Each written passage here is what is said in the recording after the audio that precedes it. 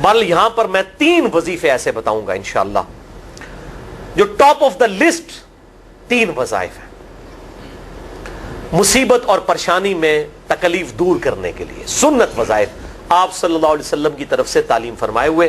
ان میں سے پہلا وظیفہ یہی جس کا قرآن میں بھی ذکر آ گیا کہ جو ان الفاظ کے ساتھ ہمیں پکارے گا، اللہ تعالیٰ فرماتا ہے کذالک ننجی المؤمنین، ہم اہل ایمان کو بھی نجات دیں گے اس طریقے سے، صرف یونس کو نہیں، اہل ایمان کو بھی۔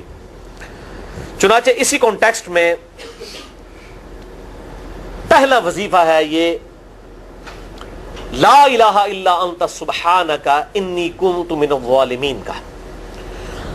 لیکن اس سے پہلے میں ایک امپورٹنٹ بات کروں دعا کے حوالے سے کہ دعا کی قبولیت کا ایک پروٹوکول بھی ہے۔ ویسے تو آپ مسئلہ 82 دیکھیں گے، اس میں میں نے اور باتیں بھی کی ہیں، ٹاپک دوسری طرف چلا جائے گا، لیکن انصاف ہے کہ میں اس چیز کو بھی ایڈریس کروں۔ جامعہ ترمذی میں صحیح سند کے ساتھ یہ حدیث موجود ہے، انٹرنیشنل نمبر کے مطابق 593 نمبر حدیث ہے، اور یہ حدیث مشکات میں آپ کو پہلی جلد میں درود شریف والے چیپٹر میں بھی مل جائے گی۔ اور مشکات کو میں نے ڈکلیئر کیا ہے مشکات از دا انسائکلوپیڈیا آف حدیث، یعنی آپ کو جتنی حدیثیں سکیٹرڈ فارم میں ملیں گی کتب ستہ اور اس سے بھی باہر 13 کتابوں میں، مشکات میں آپ کو مل جائیں گی۔ میں نے اسی لیے مشکات پہ پورا لیکچر ریکارڈ کروا دیا ہے، مسئلہ نمبر 111B کے عنوان سے مشکات المصابیح کا مکمل تعارف، وہ ضرور دیکھیں۔ یعنی مشکات 3 جلدوں میں آپ لے لیں تو انسائکلوپیڈیا آف حدیث آپ کے پاس آ گیا۔ 6294 احادیث ہیں، اور اس میں چونکہ احادیث کی تکرار نہیں ہے تو کتب ستہ اس کے علاوہ بھی 12-13 کتابیں جو ہیں اس میں کور ہیں، اس میں بھی یہ حدیث موجود ہے۔ جامعہ ترمذی میں انٹرنیشنل نمبر کے مطابق 593 نمبر۔ سیدنا عبداللہ ابن مسعود رضی اللہ تعالیٰ عنہ کہتے ہیں کہ ایک دفعہ میں آپ صلی اللہ علیہ وسلم کی موجودگی میں نماز پڑھ رہا تھا، اور سیدنا ابو بکر اور عمر رضی اللہ تعالی عنہما وعلیہم السلام وہ بھی وہاں پہ موجود تھے۔ میں نماز کے جب یعنی کہ تشہد میں بیٹھا، میں نے اللہ کی حمد کی، التحیات للہ والصلوات والطیبات، اس کے بعد درود پڑھا، اور اس کے بعد میں نے دعا مانگنا شروع کی تو آپ صلی اللہ علیہ وسلم نے ارشاد فرمایا سل تعطا سل تعطا، مانگ تجھے دیا جائے گا، مانگ تجھے دیا جائے گا۔ یعنی جو درود شریف اور ذکر کے ذریعے متوجہ ہوتا ہے اللہ تعالیٰ اس کی دعا قبول کرتا ہے۔ اور پھر ابن مسعود ادھر ہی روایت کرتے ہیں، ساتھ ہی جامعہ ترمذی میں دوسری حدیث ہے صحیح سند کے ساتھ کہ ایک شخص آیا، اس نے جو ہے وہ نماز کے دوران حمد و درود کے بغیر ڈائریکٹ اللہ سے مانگنا شروع کر دیا۔ تو جب وہ فارغ ہوا آپ صلی اللہ علیہ وسلم نے اسے بلا کر کہا کہ سائل تو نے مانگنے میں جلدی کی، تجھے چاہیے کہ جب دعا مانگنے لگے پہلے اللہ کی حمد بیان کر، پھر مجھ پر درود پڑھ، اور پھر اللہ کی طرف متوجہ ہو۔ اور اس حدیث میں آتا ہے کہ ایک اور شخص آیا، یعنی ابن مسعود وہ خود تھے، اور اس نے اللہ کی حمد اور درود کے ذریعے دعا مانگی تو آپ صلی اللہ علیہ وسلم فرمایا سل تعطا، مانگ تجھے دیا جائے گا، مانگ تجھے دیا جائے گا۔ درود شریف پہ میں الگ سے بھی لیکچر دے چکا ہوں، مسئلہ نمبر 56 کے عنوان سے 2 گھنٹے کی گفتگو ہے۔ درود شریف کے صحیح فضائل اور صحیح احکام و مسائل بڑی ڈیٹیل کے ساتھ ہر اینگل سے درود شریف کے حوالے سے آپ کو وہ سمجھ لیں کہ انسائکلوپیڈیا ہے وہ لیکچر، مسئلہ نمبر 56 اہل سنت پاک.com پہ۔ تو دعا کے لیے حمد اور درود شریف ضروری، اس لیے دیکھیں نماز کی انٹلیکچوئل ترتیب ہے، آپ پہلے دعا کرتے ہیں التحیات للہ والصلوات والطیبات، اللہ کی حمد کرتے ہیں، پھر نبی صلی اللہ علیہ وسلم پر سلام عرض کرتے ہیں السلام علیکہ ایھا النبی، اس کے بعد آپ درود پڑھتے ہیں، اور اینڈ پہ آپ دعا مانگتے ہیں اللہم انی اعوذ بک من عذاب جہنم ومن عذاب القبر ومن فتنة المحیا والممات ومن شر فتنة المسیح الدجال، یا اللہم ربنا آتنا فی الدنیا حسنة وفی الآخرة حسنة وقنا عذاب النار، یا رب اجعلنی مقیم الصلاة ومن ذریتی ربنا وتقبل دعائی ربنا اغفر لی ولوالدی وللمؤمنین یوم یقوم الحساب۔ کوئی بھی دعائیں مانگیں، یہ بھی مانگیں جو میں وظائف بتا رہا ہوں، کیونکہ بخاری اور مسلم کی متفق علیہ حدیث ہے۔ مشکات میں آپ کو تشہد والے چیپٹر میں حدیث مل جائے گی کہ نماز میں تشہد میں درود کے بعد جو چاہو اپنے رب سے مانگو، یعنی عربی میں مانگنا ہوگا، دعائیں مانگے، دعائیں معصورہ کتاب و سنت میں جتنی ہیں وہ مانگے، اس کے علاوہ بھی مانگ سکتے ہیں اگر الفاظ درست ہوں لیکن عربی زبان میں۔ تو یہ پہلا وظیفہ جامعہ ترمذی میں انٹرنیشنل نمبر کے مطابق 3505، مشکات میں 2292 نمبر یہ حدیث ہے، اور قرآن حکیم میں تو ہم پڑھ چکے ہیں سورۃ الانبیاء آیت نمبر 87 اور 88 میں آپ صلی اللہ علیہ وسلم نے ارشاد فرمایا کہ یونس علیہ السلام نے مچھلی کے پیٹ میں اپنے رب کو ان الفاظ کے ساتھ پکارا تھا لا الہ الا انت سبحانک انی کنت من الظالمین، اور پھر آپ صلی اللہ علیہ وسلم نے فرمایا کہ جو کوئی شخص اپنے کسی بھی معاملے میں کسی بھی پریشانی میں اس دعا کے ذریعے اللہ کی طرف متوجہ ہو, اللہ تعالیٰ اس کی دعا کو قبول فرما لیتا ہے. اور قرآن میں بھی آ گیا نا کذالک ننجی المؤمنین. اور کتنا بڑا فتویٰ آیا میرے بھائیوں, سورہ الصافات 143 144, فلولا انہ کان من المسبحین, اگر یونس ہمیں ان الفاظ میں ہماری تسبیح نہ کرتا, للبث فی بطنہ الی یوم یبعثون, تو مچھلی کے پیٹ میں قیامت تک مچھلی کے پیٹ میں رہتا اگر اس طرح نہ ہمیں پکارتا, اس کی قبر مچھلی کا پیٹ بن جاتی. یعنی یہ اتنا عطاب, اور وہ دور ہو گیا اس دعا سے, بہت بڑے اسماء اعظم میں سے ہے. تو یہ بہترین دعا, بہترین وظیفہ, اسماء اعظم میں سے بہترین چیز, اور سب سے بڑھ کر جو میں نے بات کی کہ بہترین استغفار, اللہ سے توبہ مانگنے کا بہترین ذریعہ. اور کس طریقے سے, اے اللہ تو تو پاک ہے نا, تجھ سے تو غلطی نہیں ہوگی, میں بندہ ہوں, غلطی کروں گا, تو اللہ نے تو معاف کرنا ہے نا, کیونکہ جب بندے نے اپنی عاجزی کا اظہار کر لیا ہے اور اللہ تعالیٰ کو بتایا اللہ یہ تیری کوالٹی ہے, تو غلطی نہیں کرتا, تو میں تو انسان ہوں, غلطی کروں. تو یہ ہے پہلا وظیفہ. دوسرا وظیفہ وہ بھی جامعہ ترمذی میں انٹرنیشنل نمبر کے مطابق 3524 نمبر حدیث ہے, لیکن ترمذی کا طریق جو ہے وہ ضعیف ہے. یہ میں پہلے بتا دوں, امام ترمذی نے ساتھ لکھا ہے یہ روایت کمزور ہے, لیکن ضروری نہیں ہوتی کہ روایت اگر ترمذی میں کمزور ہے تو کہیں اور وہ روایت صحیح نہیں موجود ہے. اس کی صحیح سند المستدرک للحاکم میں انٹرنیشنل نمبر کے مطابق 1862 نمبر موجود ہے, اور سنن نسائی الکبریٰ میں 10492 نمبر ہے, اور مشکات میں بھی 2454 نمبر حدیث ہے انٹرنیشنل نمبر کے مطابق. تو صحیح سند المستدرک للحاکم اور سنن نسائی الکبریٰ کے اندر موجود ہے. اور وہ وظیفہ ہے انس ابن مالک کہتے ہیں اور سعد ابن ابی وقاص کہتے ہیں رضی اللہ تعالی عنہما وعلیہم السلام, کہ آپ صلی اللہ علیہ وسلم کو جب کبھی کوئی تکلیف یا پریشانی پہنچتی تو آپ صلی اللہ علیہ وآلہ وسلم ہمیشہ ان الفاظ میں اپنے رب کو پکارا کرتے ہیں, یا حی یا قیوم برحمتک استغیث, اے خود سے زندہ ہر چیز کو تھامنے والے, میں تیری رحمت کے ساتھ تیری مدد کا سوال کرتا ہوں. استغیث بولیں گے نا الف کے ساتھ, حمزہ کے ساتھ, تو یہ سنگولر کا صیغہ ہوگا, اور اگر ہم بولیں گے نستغیث نون کے ساتھ تو یہ جمع کا صیغہ بن جائے گا. یہ میں اس لیے بتا رہا ہوں, لوگ پوچھ رہے ہوتے ہیں جی بعض جگہ لکھا ہوتا ہے جناب نستغیث, بعض جگہ لکھا ہوتا ہے استغیث, کیا کریے, وہ نستغیث جمع کا صیغہ بنا لیا جاتا ہے. جیسے دعا ہے سنن ابی داؤد میں اللہم اجرنی من النار, لیکن اگر جمع کا صیغہ بنائیں گے تو اللہم اجرنا من النار ہو جائے گا. اس طریقے سے دعائے قنوت کے الفاظ ہیں اللہم اہدنی فی من ہدیت, تو جمع کا صیغہ ہوگا اللہم اہدنا فی من ہدیت. یہاں پر بھی ہے یا حی یا قیوم برحمتک استغیث سنگولر کا صیغہ, اور نستغیث پلورل کا صیغہ, جمع کا صیغہ. کتنی بہترین دعا ہے, اے خود سے زندہ ہر چیز کو تھامنے والے, میں تیری رحمت کے ساتھ تیری مدد کا سوال کرتا ہوں. تو یہ بھی اسماء اعظم میں سے ہے. سنن نسائی الکبریٰ کے اندر صحیح سند کے ساتھ 10492 اور المستدرک للحاکم میں 1862 نمبر.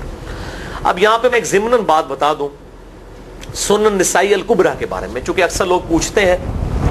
میرے بھائیوں, ایک سنن نسائی وہ ہے جو کتب ستہ میں ہم پڑھتے ہیں, اس میں یہ کتاب لکھی ہے امام احمد بن شعیب نسائی رحمہ اللہ تعالی المتوفی 303 ہجری. کتب ستہ میں یہ ویسے 5ویں نمبر پہ گنی جاتی ہے, لیکن بخاری اور مسلم کے بعد دنیا میں سب سے صحیح ترین کتاب سنن نسائی ہے. سب سے کم ضعیف حدیثیں اس کے اندر ہیں. بخاری مسلم کے بعد تیسرا نمبر اس کتاب کا ہے. دنیا کی کوئی حدیث کی کتاب بخاری مسلم کے بعد صحیح نہیں ہے جتنی سنن نسائی ہے. سنن نسائی جو ہمارے پاس کتب ستہ میں ہے نا, اس میں ہے 5761 احادیث انٹرنیشنل نمبر کے مطابق, اور یہ ساری انٹرنیشنل کتابیں عربی میں, انگلش میں اور اردو میں ہماری ویب سائٹ اہل سنت پاک.com پہ فری اس کا PDF موجود ہے, آپ ڈاؤن لوڈ کر سکتے ہیں. 5761 احادیث ہیں اس سنن نسائی میں جو ہمارے پاس ہے. اسے ویسے ٹیکنیکل لینگویج میں کہا جاتا ہے سنن نسائی الصغریٰ, چھوٹی سنن نسائی, کیونکہ امام نسائی نے یہ کتاب نہیں لکھی تھی. امام نسائی نے کتاب لکھی تھی سنن نسائی الکبریٰ, بڑی سنن نسائی، اور اس میں حدیث ہیں انٹرنیشنل نمبر کے مطابق 11,770، بخاری مسلم سے بھی زیادہ حدیث ہیں اس میں. لیکن یہ امام نسائی کے ایک شاگرد تھے امام ابن السنی، انہوں نے اس کو مختصر کر کے نا چھوٹی کتاب بنا دیا، اور اب پبلک میں یہی چھوٹی کتاب مشہور ہے. اس کی وجہ سے جب ہم سنن نسائی الکبریٰ کا آپ مشکات میں دیکھیں گے نا تو وہ فرق نہیں کرتے ہیں. جب وہ سنن نسائی کا حوالہ دیتے ہیں نا تو آپ کو نسائی میں وہ ملے گا بھی نہیں، وہ الکبریٰ میں ہوتا ہے، کیونکہ وہ اس تفریق کو مانتے نہیں، وہ تو سنن نسائی الکبریٰ کو سنن نسائی مانتے ہیں. جبکہ ہماری پبلک جو ہے وہ سنن نسائی، وہ میں اب حوالہ دے رہا ہوتا ہوں کہ جی سنن نسائی الکبریٰ میں 9,928 نمبر حدیث ہے کہ جو آیت الکرسی پڑھ لے فوراً بعد کسی بھی نماز کے فرض کے فوراً بعد تو مرتے ہی جنت میں داخل ہوگا. تو لوگ کہتے ہیں جناب نسائی تے حدیث ہیں جناب 5,761 نے، تسی 9,928 کی تمہیں دس دیو. تو میں ساتھ حالانکہ بول رہا ہوتا ہوں سنن نسائی الکبریٰ، میں نے کبھی اس کے بغیر نہیں بولا. تو الکبریٰ سے آپ کا دماغ تو کام کرنا چاہیے، الکبریٰ کیوں بول رہا ہے ساتھ؟ کوئی یہ صغریٰ بھی ہے جس کی یہ الکبریٰ ہے بڑی، اور ہمارے گرین کارڈ میں یہ وظیفہ لکھا ہوا ہے الکبریٰ کے ساتھ. اسی طریقے سے جو میرا وہ واقعہ کربلا کے اوپر 150 اسناد پر مشتمل پمفلٹ ہے، ریسرچ پیپر نمبر 5B واقعہ کربلا کا حقیقی پس منظر 72 صحیح الاسناد احادیث کی روشنی میں. 72 کا تو ٹائٹل ہے شہدائے کربلا کی نسبت سے، احادیث اس میں 150 ہیں. اس میں اکثر حدیثوں کے حوالے میں نے سنن نسائی الکبریٰ سے دیے ہوئے ہیں. وہ لوگ کہتے ہیں مل ہی نہیں رہی ہے، تو میرے بھائی وہ سنن نسائی الکبریٰ آپ کے پاس ہوگی تو آپ کو ملے گا نا. تو سنن نسائی الکبریٰ الگ سے وہ اصل کتاب ہے، اس میں سے سنن نسائی الصغریٰ بنائی گئی ہے. اسی سنن نسائی الکبریٰ کا چیپٹر ہے خصائص علی، جس میں 194 حدیث ہیں سیدنا مولا علی رضی اللہ تعالیٰ عنہ علیہ السلام کی شان میں. امام نسائی نے ناسبیوں کے خلاف وہ کتاب کا وہ چیپٹر لکھا، وہ خصائص علی چیپٹر ہے سنن نسائی الکبریٰ کا. اس طریقے سے فضائل صحابہ بھی امام نسائی کی جو کتاب ہے وہ بھی اسی کتاب کا چیپٹر ہے. اسی طریقے سے عمل الیوم واللیلہ، صبح و شام کے جو اذکار ہیں وہ چیپٹر بھی اسی سنن نسائی الکبریٰ میں سے ہے. اسی میں یہ وظیفہ ہے کہ جو آیت الکرسی فرض نماز کے فوراً بعد پڑھتا ہے تو مرتے ہی جنت میں داخل ہوگا. میں نے اس کتاب کے اس چیپٹر کا حوالہ نہیں دیا، وہ الگ سے بھی چیپٹر چھپا ہوا ہے، جس طرح خصائص علی الگ سے ہے، فضائل صحابہ الگ سے ہے. خصائص علی تو ہمیں ہماری ویب سائٹ پہ بھی موجود ہے اہل سنت پاک.com پہ. فضائل صحابہ بھی اردو ترجمے اور تحکیم کے ساتھ چھپ چکی ہے. اور یہ عمل الیوم واللیلہ، دن رات کے جو اذکار ہیں، یہ بھی الگ سے عربی میں چھپی ہوئی ہے. تو میں اس کا حوالہ نہیں دیتا، میں سنن نسائی الکبریٰ کا کہتا ہوں 9,928 آیت الکرسی کا وظیفہ. تو یہ سنن نسائی الکبریٰ کا میں نے حوالہ دیا ہے، یا حی یا قیوم برحمتک استغیث 10,492 صحیح طریق ہے. بعض اوقات کسی ایک کتاب میں ضعیف، ترمذی کا اس کا طریق جو ہے وہ ضعیف ہے. سنن نسائی الکبریٰ اور المستدرک للحاکم کا طریق جو ہے وہ بالکل صحیح ہے. جس طریقے سے سنن ابی داؤد اور سنن ابن ماجہ میں کتاب النکاح چیپٹر میں حدیث ہے، اگر میں سجدہ جائز سمجھتا تو بیویوں کو کہتا کہ اپنے خامدوں کو سجدہ کریں اس حق کے سبب جو اللہ نے ان کو دیا ہے. تو ابو داؤد اور ابن ماجہ کی روایت ضعیف ہے، اس میں شریک القاضی مدلس ہیں اور ان سے روایت کر رہے ہیں، اور مدلس کی ان والی روایت سما کی تصریح کے بغیر ضعیف ہوتی ہے. لیکن ہم اس حدیث کو صحیح کہتے ہیں کیونکہ اس سما کی تصریح سنن البہیقی کے اندر موجود ہے الکبریٰ میں. تو ہم پھر اس کی بنیاد پہ کہتے ہیں چونکہ وہاں پر صحیح، لہذا اس کو ہم کہتے ہیں شواہد کی بنیاد پہ صحیح. یہ میں آپ کو ٹیکنیکل چیزیں بتا رہا ہوں، یہ وہ چیزیں جو آپ کے کئی وہ جو بڑے بڑے علماء پڑھ کے فارغ ہوتے ہیں ان کو بھی یہ باتیں نہیں پتہ ہوتی ہیں. وہ کہتے ہیں جناب آپ کی تو پڑھے ہو، اور میں کہنا پائی میرے آئنسٹائن تے نیوٹن کو کسی مدرسے تو پڑھنے کی ضرورت نہیں ہوتی. نیوٹن 8ویں کلاس ہی نسیا ہوا ہے، آج نیوٹن ہوتے PhD ہوتی فزکس تھی. مجھے غامدی صاحب کا جملہ یاد آیا، اس سے کسی نے پوچھا کہ یہ جو روایتی علماء ہیں اور مولانا مودودی آپ ان کو کیسے دیکھتے ہیں؟ ان کا روایتی علماء جو ہیں یہ تو مدرسوں کے اسٹوڈنٹس اور فاروق تحصیل ڈگری ہولڈر ہیں، اور مودودی صاحب جو ہیں ان کی مثال تو آئنسٹائن اور نیوٹن والی ہے، ان کے اوپر PhDs ہوتی ہیں. یہ گاڈ گفٹڈ صلاحیتیں ہوتی ہیں. ان مدرسوں کی آؤٹ پٹ مودودی صاحب اور ڈاکٹر اسرار، ڈاکٹر ذاکر نائک اور احمد دیدار صاحب تو نہیں ہو سکتے. یہ گاڈ گفٹڈ صلاحیتیں ہوتی ہیں. تو میں اس لیے ساتھ ساتھ کلیئر کر رہا ہوں تاکہ یہ جو ایمبیگوٹیز آتی ہیں اس حوالے سے وہ کلیئر ہو جائے. بہرحال یہ دوسرا وظیفہ ہو گیا. اب تیسرا وظیفہ جو ہے کمال وظیفہ، صحیح بخاری میں موجود ہے، انٹرنیشنل نمبر کے مطابق 4,563 نمبر.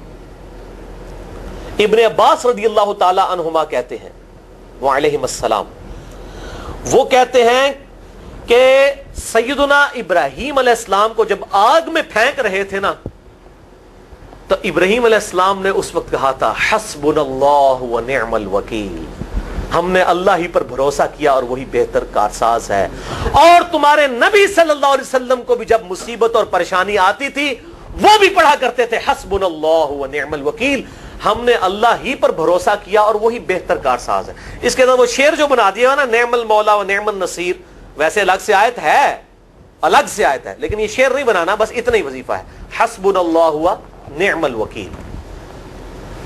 اور یہ جو انہوں نے کہا کہ نبی صلی اللہ علیہ وسلم بھی یہ کہتے تھے، اس کا ذکر الحمدللہ قرآن میں بھی موجود ہے، اس سے بھی بڑھ کر سورہ آل عمران کی 173 نمبر آیت میں ہے کہ جب نبی صلی اللہ علیہ وسلم اور اہل ایمان کو یہ خبر پہنچی کہ کافر ان کے خلاف سازشیں کر رہے ہیں، تو نبی اور اہل ایمان نے پکارا حسبنا اللہ و نعم الوکیل.